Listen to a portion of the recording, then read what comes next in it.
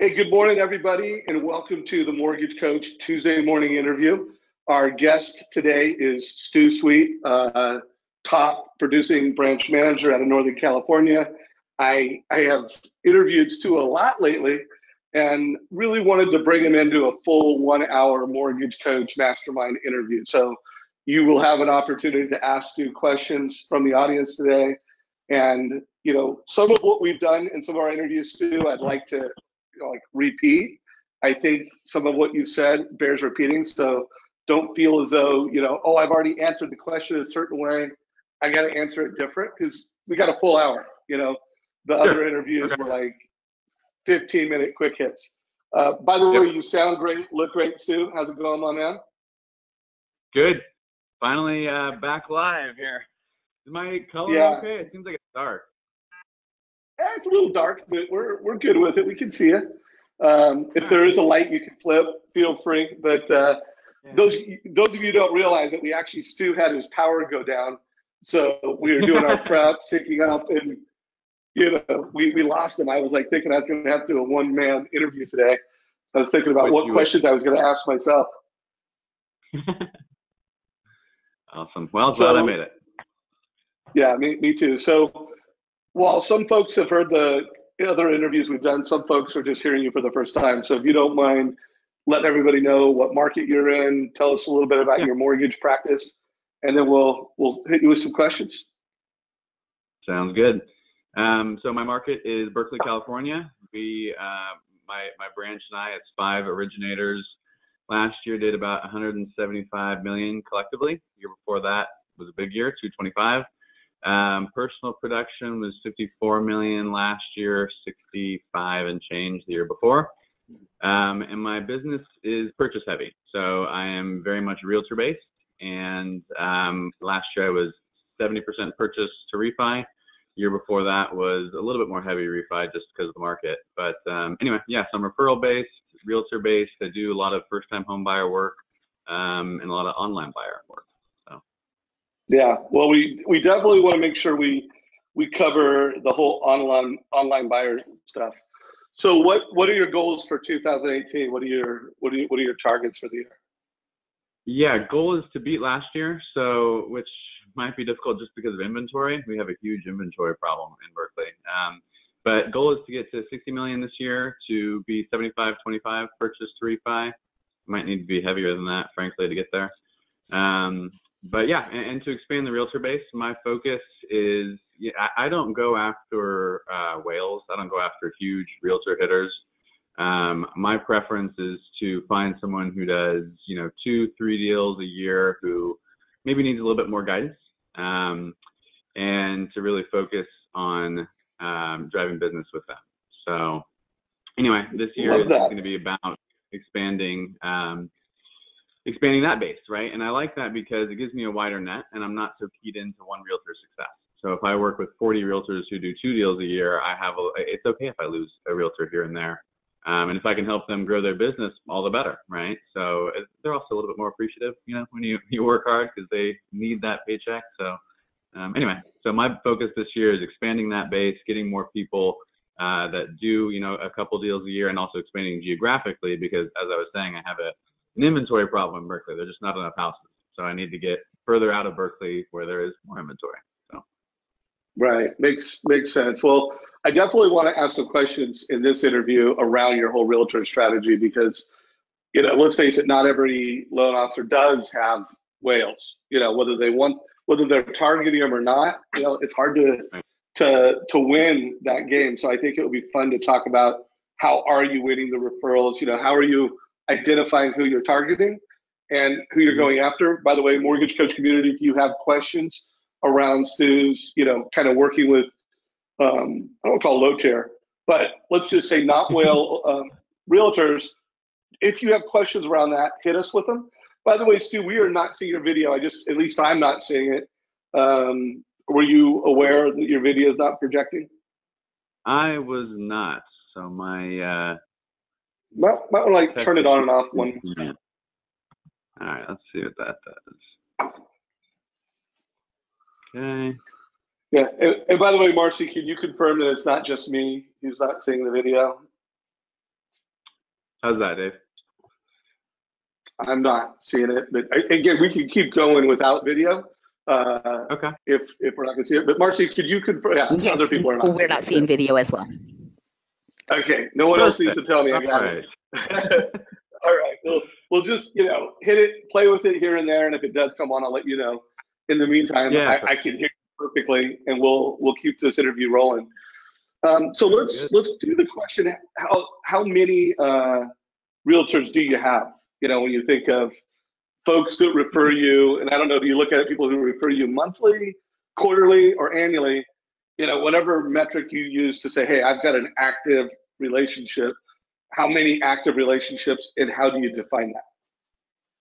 Yeah, so I frankly am not great with my metrics, which is an area that's actually a big focus for me in 2018 is getting better with my metrics.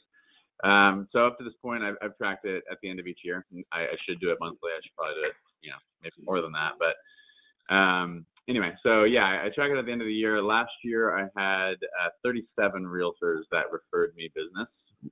Whether that's someone that referred me 5 or 6 deals or just 1 deal.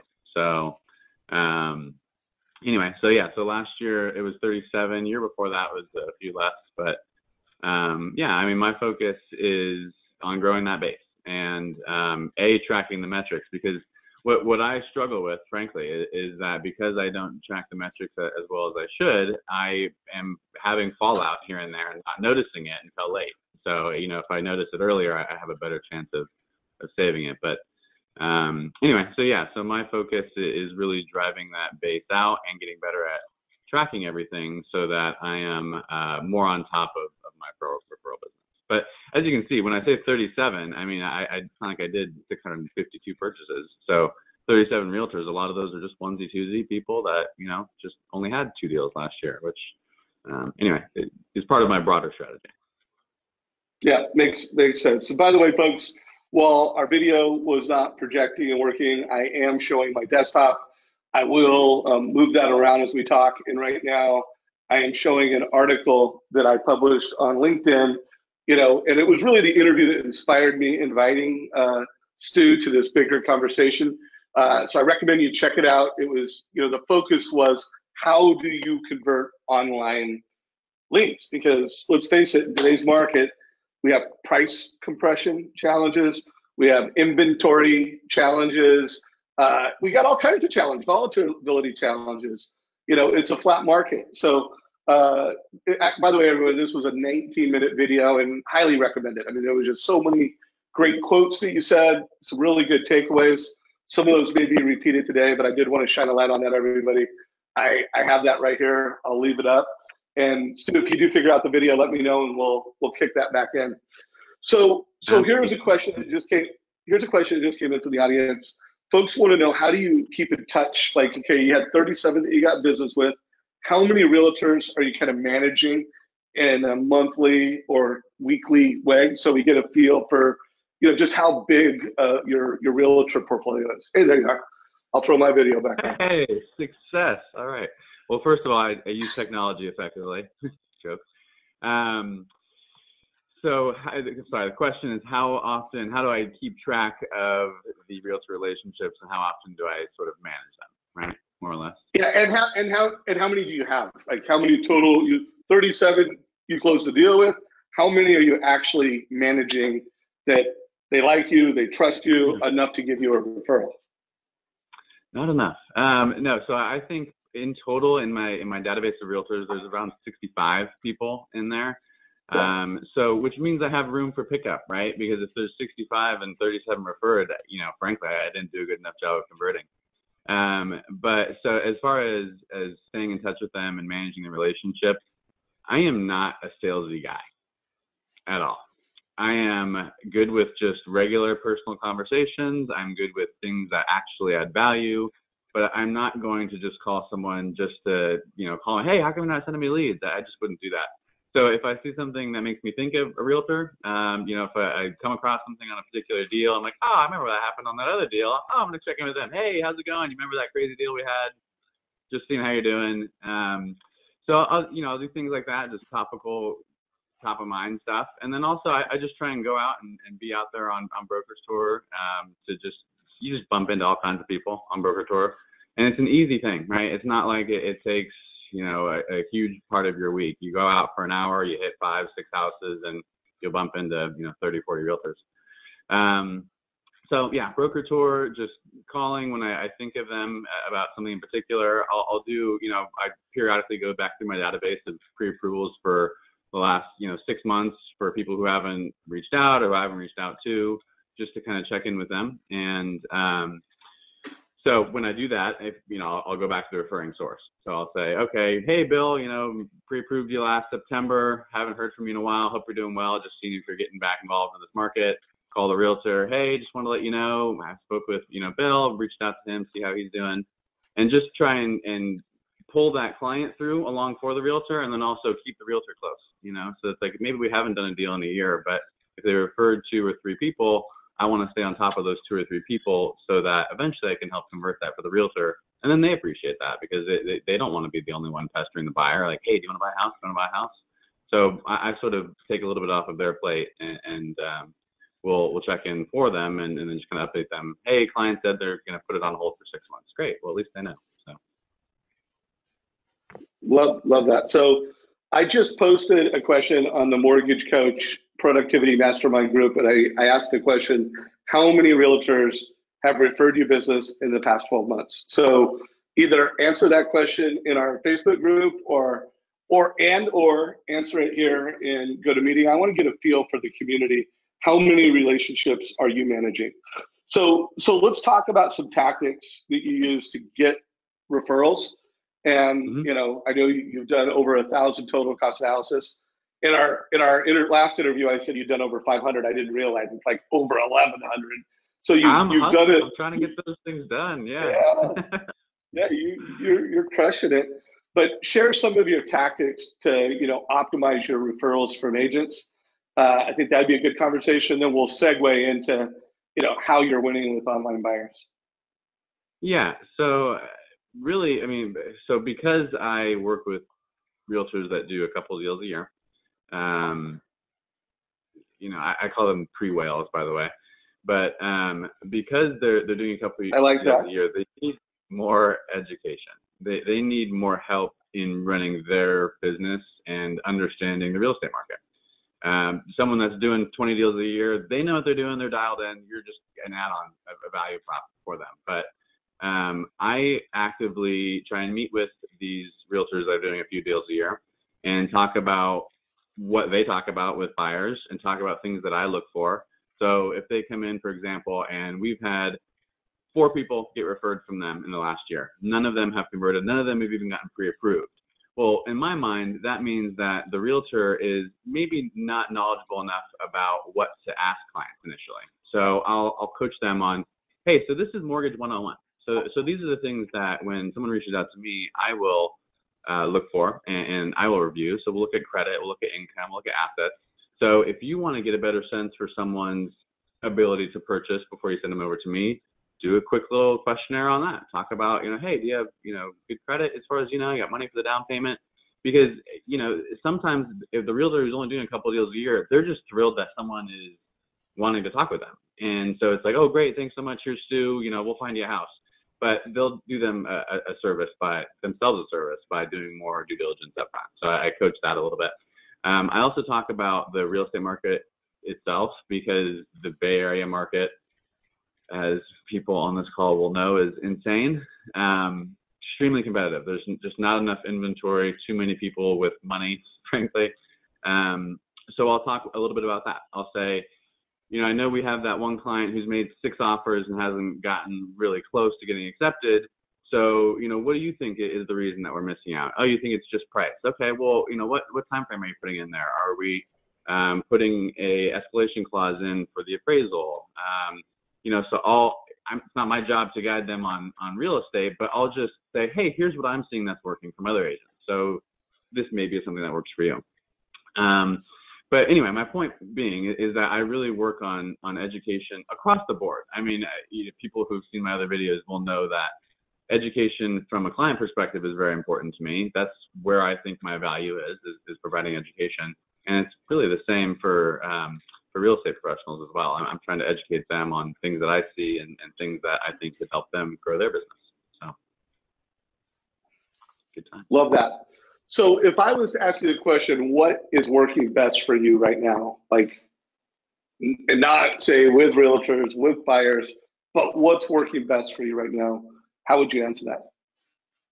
What is working best? I have had good success in driving a particular online realtor referral source. And I'm hesitant to say which referral source, but I have really grown that part of my business, the online realtor referrals. And I put a lot of work into that in the last couple of years in diversifying just away from the conventional realtor who's, hanging their hat at XYZ real estate brokerage and moving to realtors that are working primarily online. And I think, I did that partially because I think that is going to be a huge buyer shift. Like more and more buyers are starting their search online as more and more millennials become home buyers. They're not going to be calling local real estate offices or, using someone they bumped into at a open house. They might, but I think more and more buyers will start their search online, will look at online brokerages and see, okay, well, I get all kinds of value props from these online brokerages, like this really great website, and I'll get money credited back to me from closing. So anyway, point being is I really focused in the last couple of years on growing that portion of my business, and that has worked well. I have had good success in converting those realtors. I've had good success in converting those leads, and I think last year my overall volume from an online-based realtor was around 33% of my overall volume. So, and I think, year before it was probably half that, and year before that it was not much at all. So anyway, point being is I've really worked on growing that side of my business, and that has really forced me to be better at systemizing, and that's something I'll get into more as we talk about online buyers in particular. But I was very scattered when I first started doing this, and one of the things about online real estate offices or shops is that they get a ton of leads, and that's good on the one hand of, okay, you always have leads coming in, but it is overwhelming at times. I mean, there'll be times where I'll get 6 leads in a few hours. It's not the norm, but when that happens, I have to be able to systemize it and to convey value while not being a robot. So I have to find a balance. I have to personalize and systemize, and that's really something that I think developing that side of the business has forced me to focus on. So knock on wood, so far it's been going well. This year I've done, I think, $2 million in business from that source, which overall I've closed 9 right now. So, doing all right. So anyway, that's been a really area of focus for me is driving online realtors and then tailoring my approach to the business to suit buyers that come through that channel. Love that. So I'd love to hear your realtor value prop, because I know I think I'm saying this right. You said there's no such thing as loyalty, only value. Like loyalty is dead, value is everything. So if you could, share your value prop as though I'm an agent, I'm a real estate agent. You don't have to actually script it out because I know you do things in a more conversational format. But I want the audience to really get a feel for how you show up, how you create a unique differentiation of value with the agents that you serve. If you could give us some talking points, scripting, however it flows. Yeah, so there is no loyalty only value thing. I believe that. I say that all the time. So that's step one. And that message works well with online realtors because they're not getting their business from, family and friends and referrals of referrals. They're getting their business online. So they don't have any loyalty. The people that are coming to them have zero loyalty. So they understand that pitch. So I'm coming from the perspective of I do business like you, Mr. Realtor, Mrs. Realtor. I am efficient with my time. I'm efficient with my technology. I provide information in a clear and easy to understand way. I'm not going to email rate quotes type it out in an email, 4.5 X payment. I'm not going to do like a PDF. I give information cleanly in a way that people expect in 2018. I use a total cost analysis that will go into the basics of payments and total cash to close and your interest rate, but it gives a much, much broader view and looking at total interest paid over 5 or 15 years, reinvestment analysis. It goes into a lot more detail. So I'll share that with the realtor. Really, the mortgage coach, my usage of mortgage coach is part of my value proposition, because I am saying to the realtor, listen, when you send a client over, it's not going to be, you know, here's some vanilla way of looking, here's a snapshot from Excel to show your payment. I'm giving comprehensive data, and then I provide education around that. So it's also just not me sending, here's a TCA, hey, good luck, and if you have any questions, you know, call somebody else. I will handhold my clients. And so to my realtors, I say, listen, I am straddling the line between personalization and systemization. I can't do everything on all my files. It's just physically not, I don't have enough time in the day. I can't do that. So I do have a team, but my team is there for processing documents. My team is not there to advise the client. If you send a client to me, it's not going to get passed off to the team and you know, they'll never hear from me again. I will tell the client, I will tell the realtor, I am always your person. You ever have a question about your loan structure, about your payment, about interest rate, about paying points or not paying points, rent versus own, any of that stuff, that's me. I'm not passing you off. I will answer those questions for you. I will go through all of that with you. So part of my value prop is that I am going to do everything I say, do it quickly, because I've systemized.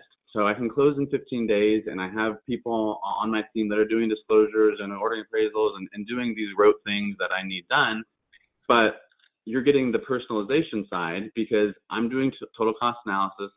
I'm talking through all of these different things. Why not do an 80-10-10 versus mortgage insurance? What are the pros? What are the cons?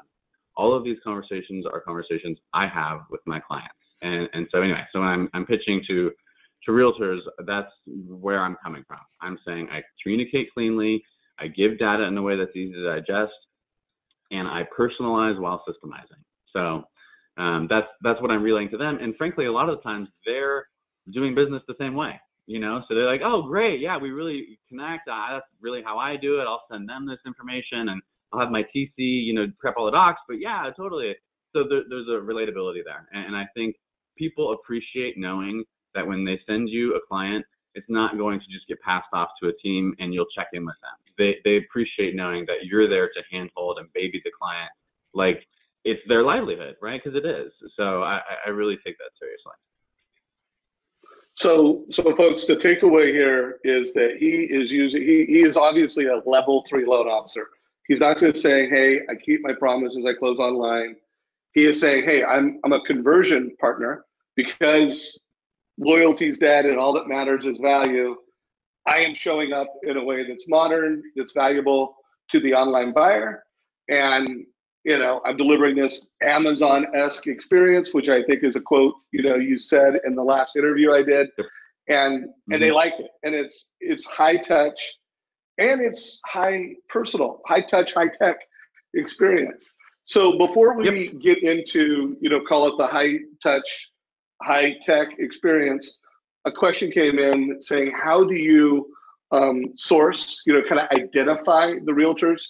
Are you using Zillow, social media?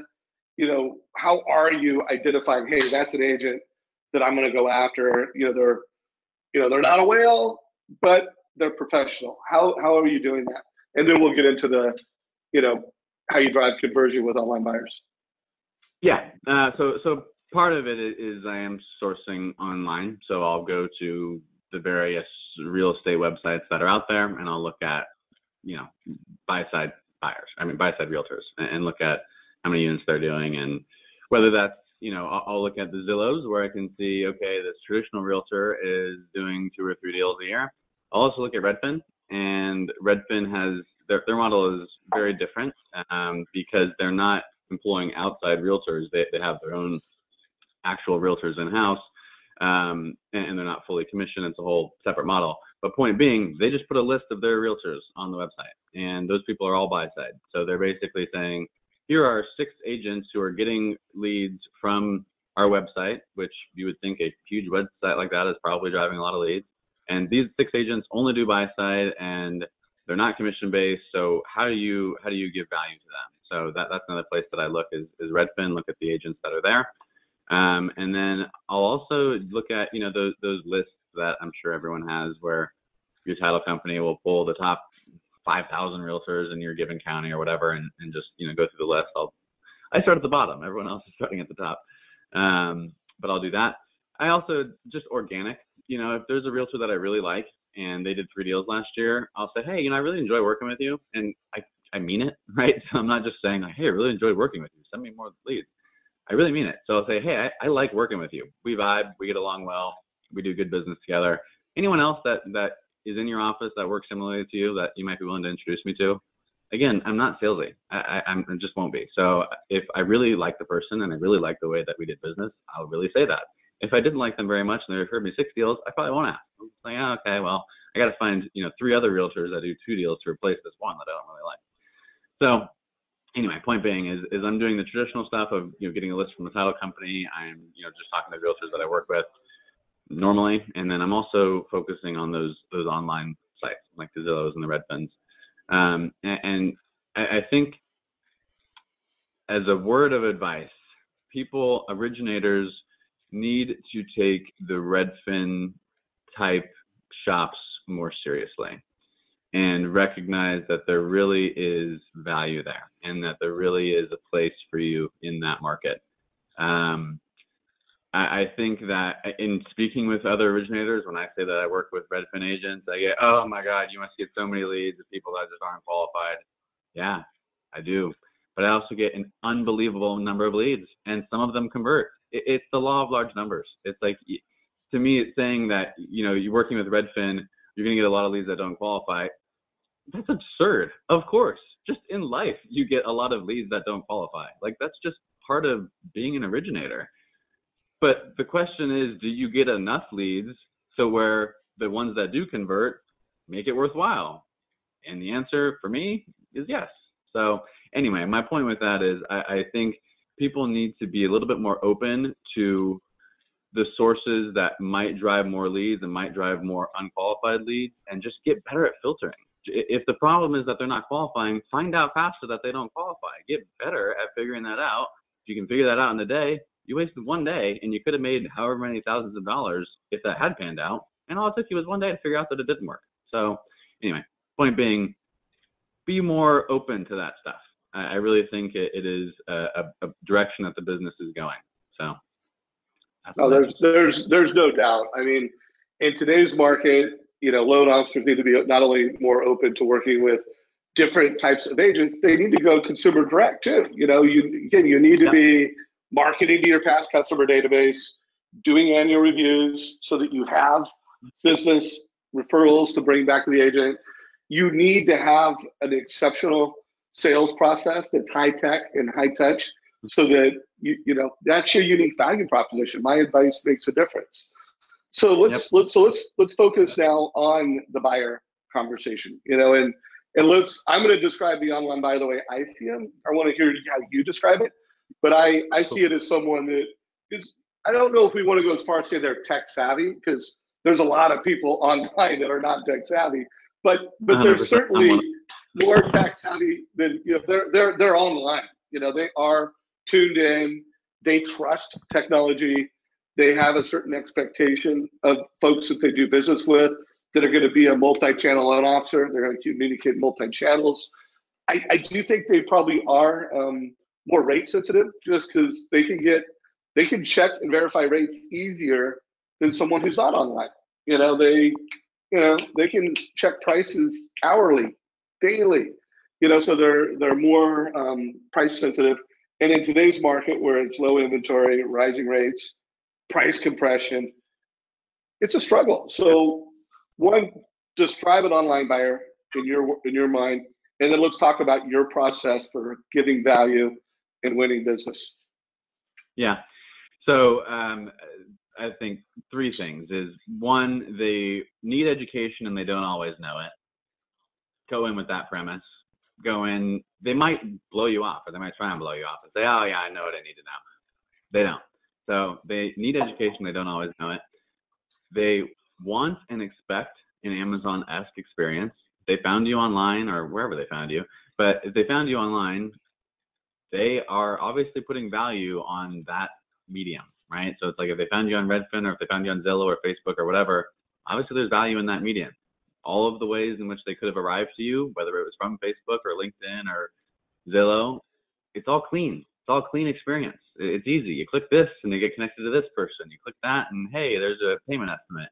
It's all clean and it's all easy. So they expect that from you. You can't be they can't come to you and say, oh, and here's a rate quote in an email, and the APR is roughly 4.621, and you're typing it out. They need and expect an Amazon-esque experience. And the last one is they are rate sensitive, extremely rate sensitive. It's partially because of, in my opinion, it's partially because of the fact that they can just, quickly do an online search. They might have found you on a site that advertises interest rates, so they already came in with some preconceived notion of what the rate would be. And I think in my market in particular, it's also due to the fact that people feel like they're not getting a deal anywhere. They're not getting a deal on the house. They're not getting a deal on the insurance. They're not getting a deal on, the monthly payment. They feel like all this pressure has been put on them. They had to put, 18-day close and no contingency, and they had to go higher than the price they wanted to pay. And they're getting squeezed every which way. And the one area where they think, well, I'll get a deal here, the interest rate. And then you send them your rate and you're higher than what they saw online, and now they're pissed. So part of it is just expectations going in. It is that they, may have seen something online, or they may do searches online. And part of it, I think, it is a function of the particular market that you're in. And for me, it being as competitive as it is, people are like, God, I just need a break somewhere. Can I just get a break somewhere? I'm having to put it all out there just to get into a house that I don't even love. Can I just get a break on the rate?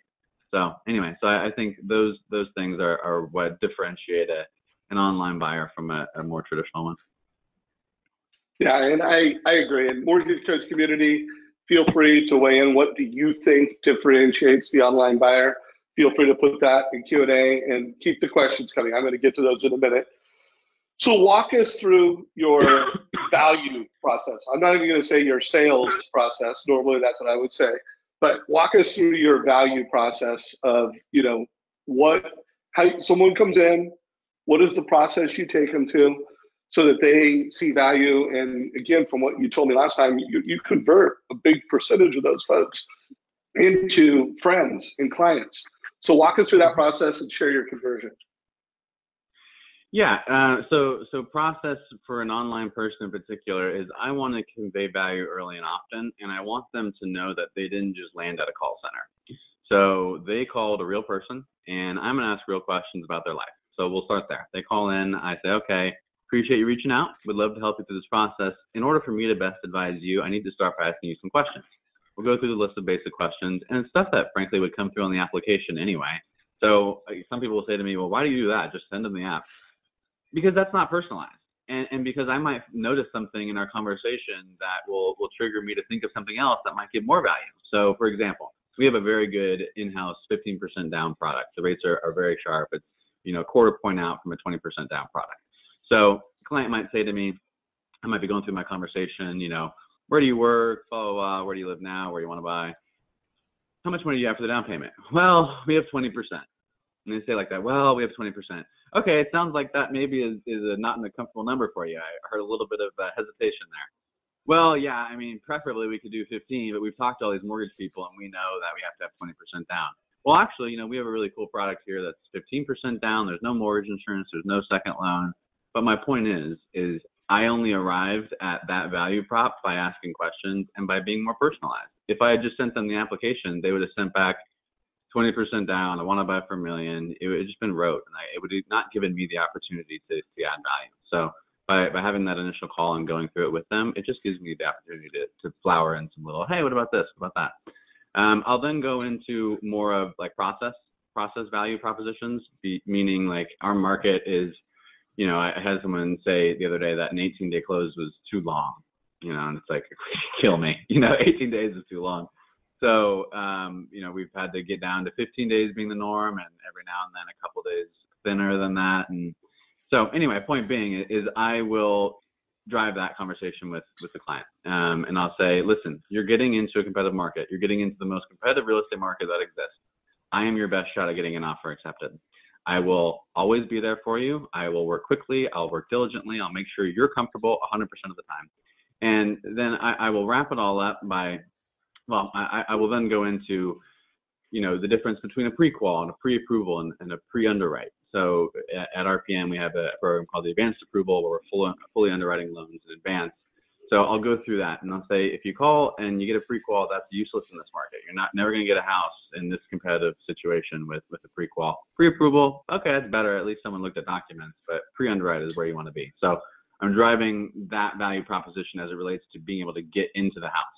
And really, you'll notice none of this is focused around rate. So I'm starting around how can I add value in terms of the structure? If they're thinking X, maybe Y is better. And how can I add value that way?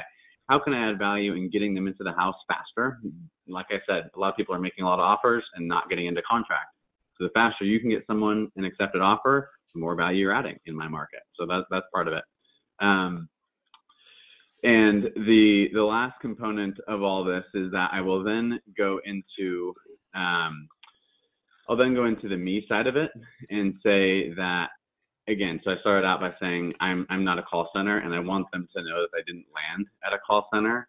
So I'll kind of wrap it up and say, listen, I understand your goals. We talked about your payment range, your comfort level being, $3K to $3,500. We talked about your down payment comfort range being 15%, but maybe 20. You want to buy an X area, you want to buy single family, you're thinking you might rent it out in 6 years and then, buy up. But right now what I need you to know is that I am your guy forever.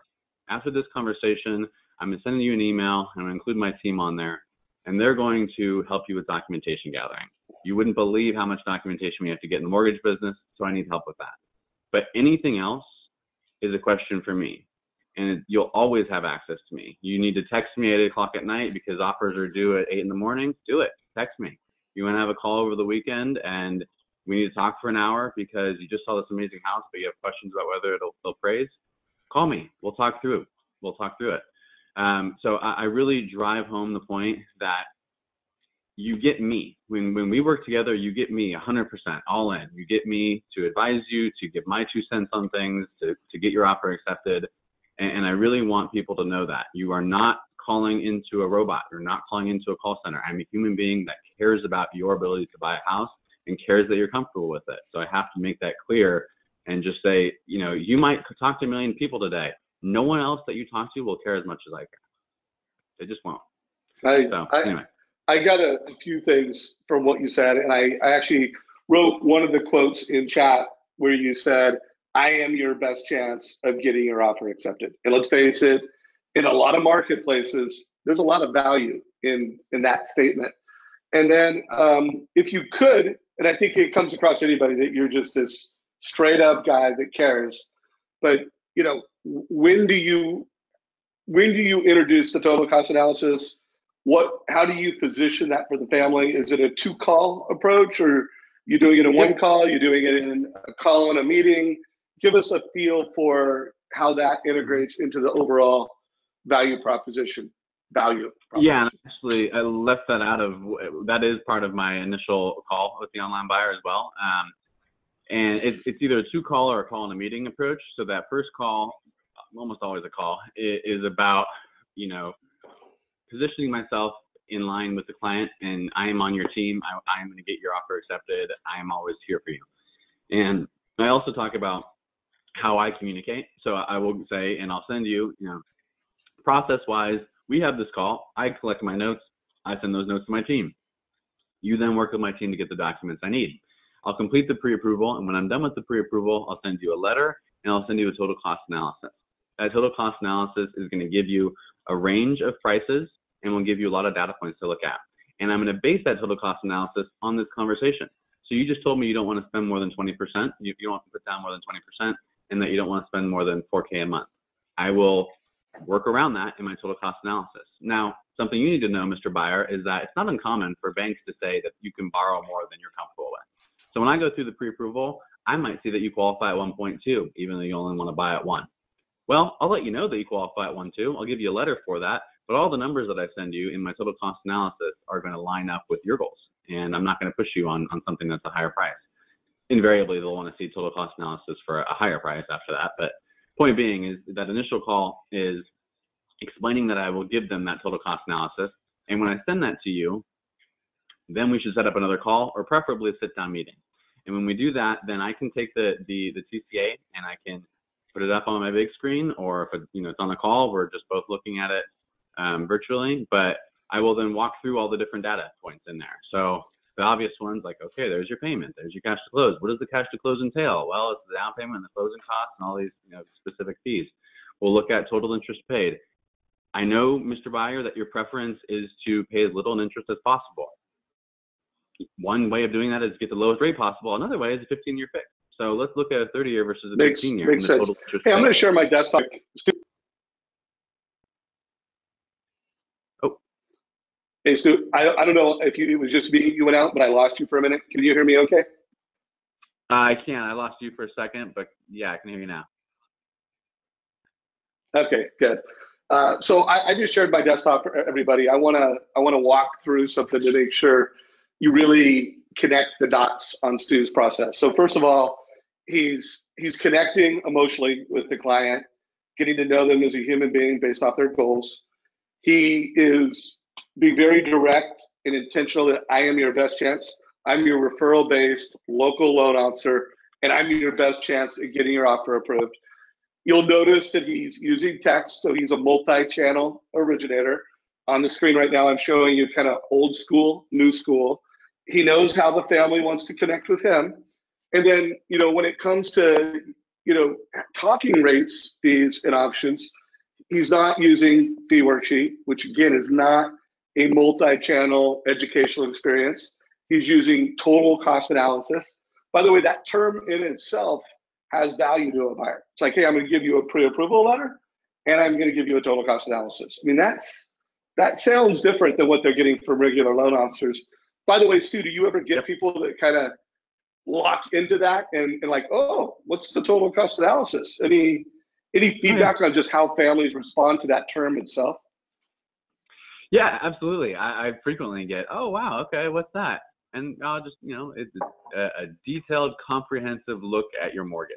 And yeah, I mean, frequently it is a point that people hit on and say, oh, okay, interesting. Because no one else is saying that to them. No one else is saying, oh, I'm going to send you a total cost now. I mean, I know there are a ton of mortgage coach users out there. I'm not saying, there are not a lot of users.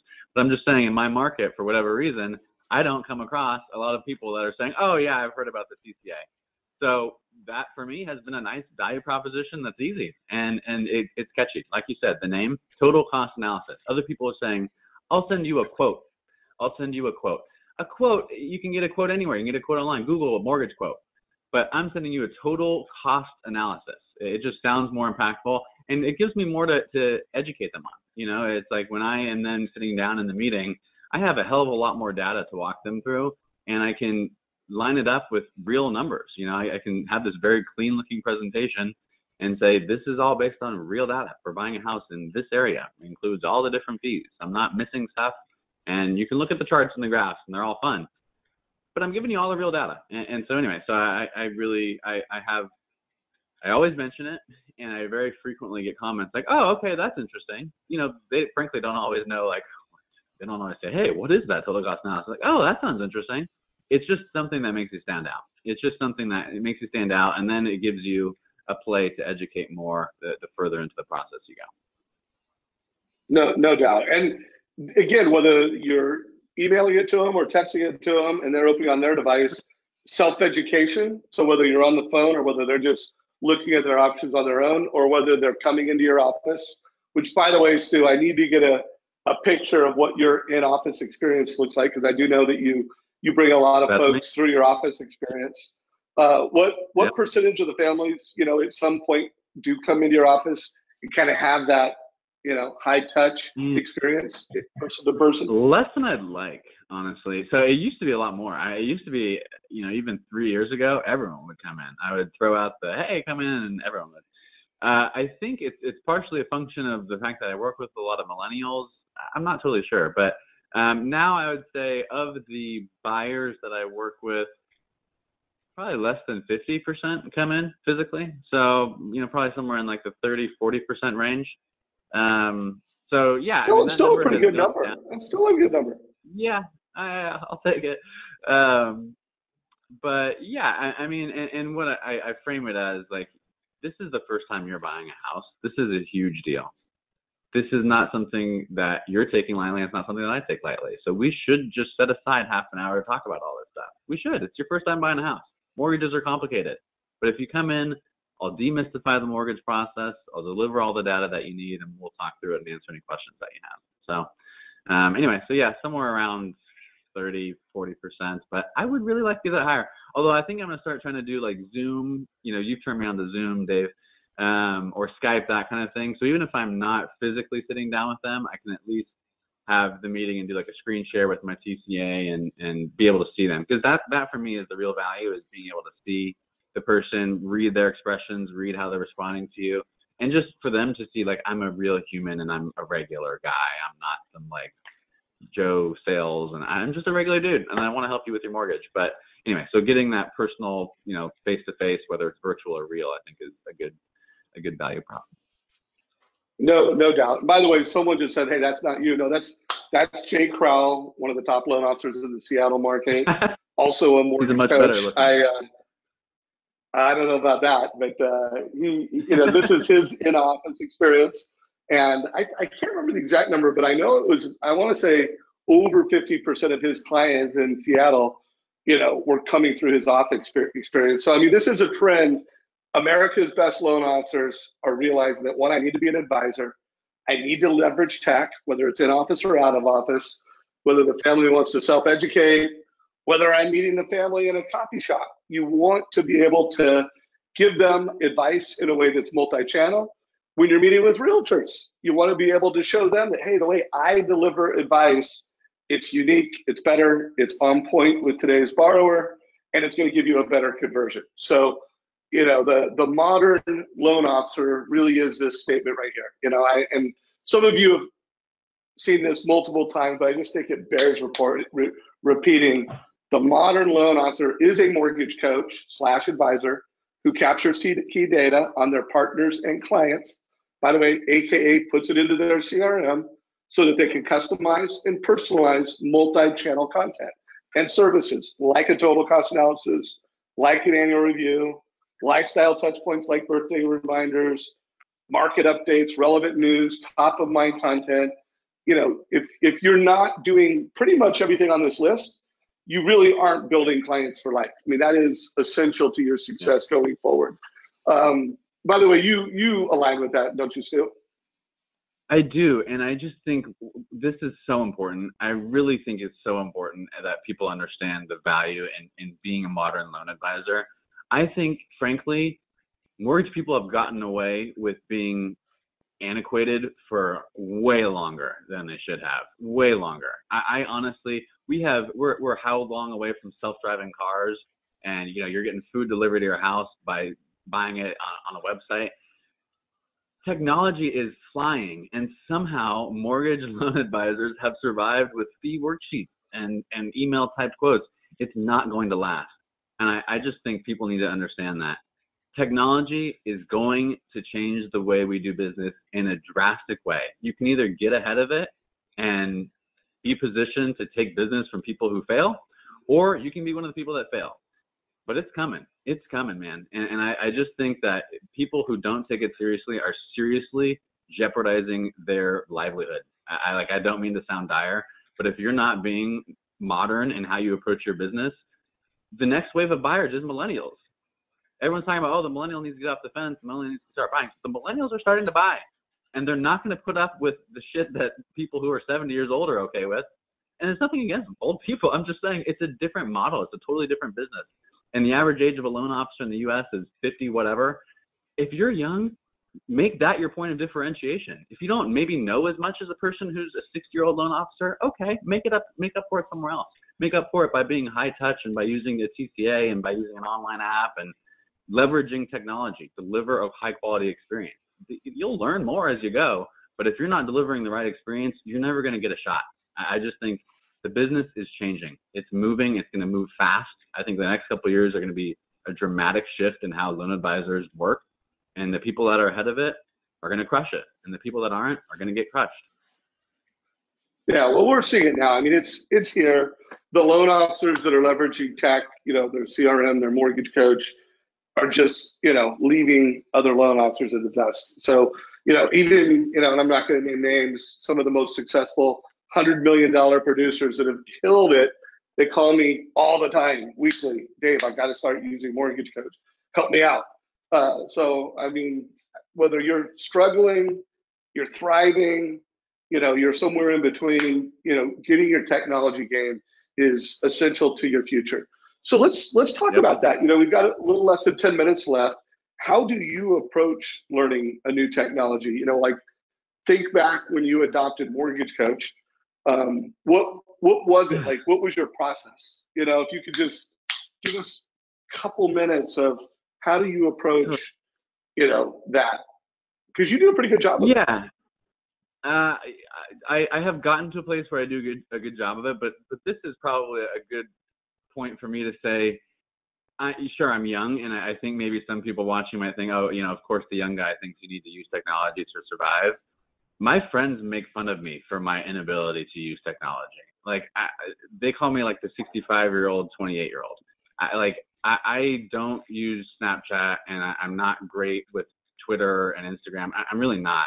And my point with saying that is how I learn technology is important because it doesn't come natural to me. I'm not someone who's naturally good with social media or good with tech. I don't code. I don't know how to code. So for Mortgage Coach in particular, I just saw a TCA. And I think it was, I don't know how many, 2 or 3 years ago, I just saw it. And when I saw it, it was like a light bulb. That is how we should be communicating. That is how we should be delivering information. And it for me was kind of like, okay, now how do I teach myself how to actually use this? Because it'll be easy for me to just say, that's cool, and I'll get to it eventually. So I just forced myself to get comfortable with it. I learned by doing. So I made a lot of TCAs for myself. I made them for the branch manager at the time. Hey, what do you think? Just bouncing stuff off of him. Here's how I made it. What would you do differently? I played with how I deliver the content. Do I just deliver the link? Do I throw in a video? Do I do snippets out of the link? So anyway, I learned by doing.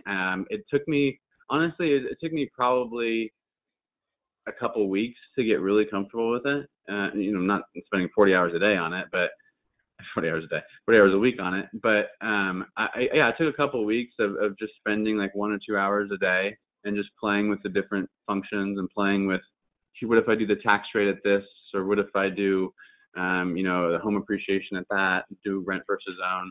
But really, really play with it. Really get into the software and see all the different things it can do. It's easy just to learn one thing and just get good at that and do that over and over. But play with it and get good at knowing all the different tools that it offers.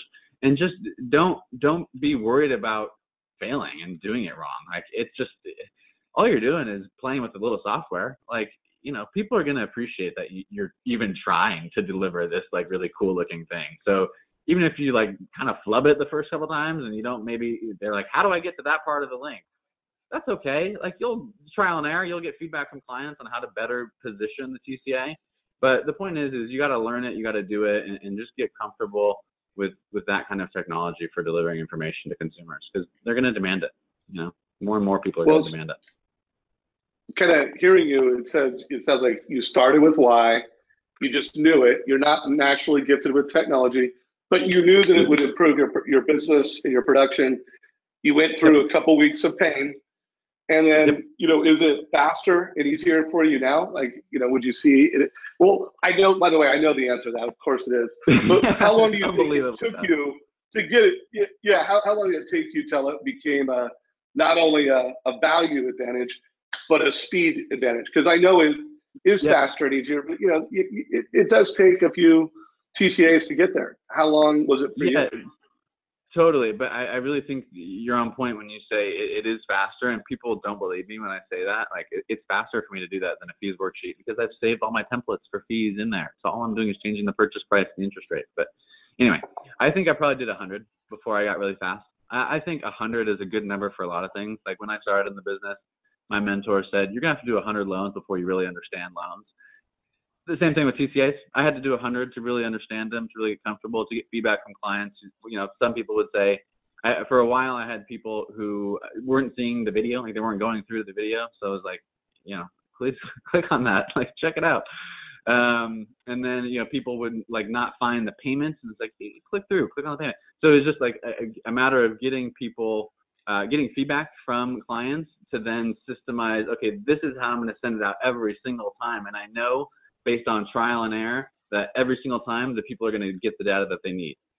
So I think, yeah, do 100 of them, whether it's just to yourself or to real clients, all the better. But that's where you're going to get really comfortable and start to develop a process that's fast. It really is. I don't know how many I did yesterday, but I do a ton of these every day. It's not like I'll do this once a week and here's my mortgage coach day. I think I probably do like 3 a day, something like that. So anyway, I'm trying to do more this year, Dave. So I'm trying to do a few hundred more than last year. We're trying to kick it up a notch. Yeah, well, you do a great job. And so, by the way, folks, you know, 100 we consider power user mastery level, and there's no doubt you do 100 of anything, you become a master. At 10, you really know how to do it, and it becomes faster than what you were doing. Now that depends on your keyboard skills. If you were someone that does not have great keyboard skills, it's going to be more than 20. I actually saw Will weigh in, who is 73 years, by the way. Hey, Mr. Will, how you doing, buddy?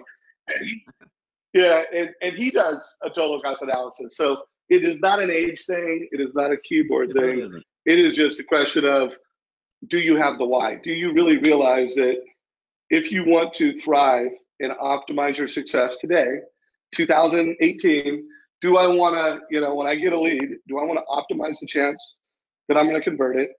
Do I want to optimize the chance that I'm not going to have to do a pricing exception? You know, do I want that family to be like wowed?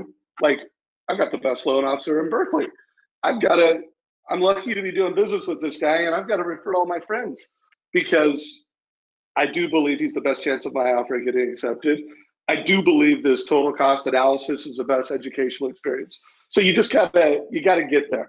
So we've got 1 minute left. I'm going to post a poll question, see if people got takeaways, what they liked about today's call.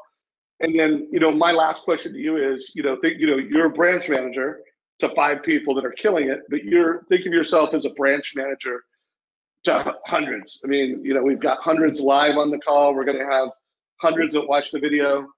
What advice do you have for folks right now, you know, preparing for spring home buying season? Give your sales leadership to the audience. I really think it's dialing in the technology. If you're in the business tech today, you know how to do loans. You have gone through it all. And if you're doing loans with TRID and all the different changes, you know loans. Dial in your technology. Get better at systemizing your process. Get better at systemizing your conversion. Understand that your technology and how you use it matters. It matters for your pull-through. It matters for the clients that you get. So really, going into the spring market, dial in your TCA. Maybe you're smarter than me and you can get good at them in 10. Great. Dial in your CRM. Dial in all that stuff. So use this time that maybe is a little bit slower right now to really sharpen your game on the technology front and get good at systemizing your tech so that when the spring market comes, you're ready for a ton of leads. You're ready to crush it with as many leads that come your way. You've got a system. You've got the tech. You'll convert the people. So take this time right now to really get good at that. Yeah, and so for closing thoughts for everyone, the 3 core pieces of technology that every modern mortgage professional needs to master is their CRM, mortgage coach, and their transaction app. You know, whatever app, you know, online omni-channel experience that you have, you need to be very comfortable with all 3 of those pieces of technology. And then you need to think of it as they're all wrapped in this multi-channel approach. You know, how does the customer want to be communicated with? Text, email, Facebook Messenger. By the way, I interviewed one of the country's top realtors number 2 with Berkshire Hathaway, and he gets a lot of online buyers. I think that was last week's interview, Jeff Cohn, and his takeaway was every single online buyer gets an email, gets a call, gets a text, and gets a Facebook message. Interesting. Like that is every single buyer. You know, he communicates, his team communicates in 4 channels, and then they figure out how the family wants to be communicated with, and then they zero in on a couple channels. So last takeaway for everybody. Hey, Stu, thanks for taking time to spend an hour with the Mortgage Coach community. You're a great interview. You're a great representation of our, our community out there, and appreciate everything you do, man. My pleasure, man. Sorry for the tech issues in the beginning, but I love doing these for you. Love Mortgage Coach. So always happy to help the community. Appreciate it. Have a great day, brother. Take care. This call is a wrap. Have a great day, everybody. And by the way, everybody, before you leave, we have live training every single day of the week. So whether you're new to Mortgage Coach, whether you're a Jedi Master with Mortgage Coach, there is live training. And one last thing I forgot to tell everybody, sometime today, the new tax law changes will be in Mortgage Coach. So, by the way, nice. Stu, I know you use that feature. It may be live right now, but like today, it's going through our system right now, and you will have the new tax law changes in Mortgage Coach. Let us know what you think of that. There should be an email. The minute it hits, we'll be notifying everyone. So stay tuned, and we'll talk about it in next calls. Take care, everybody. Good time.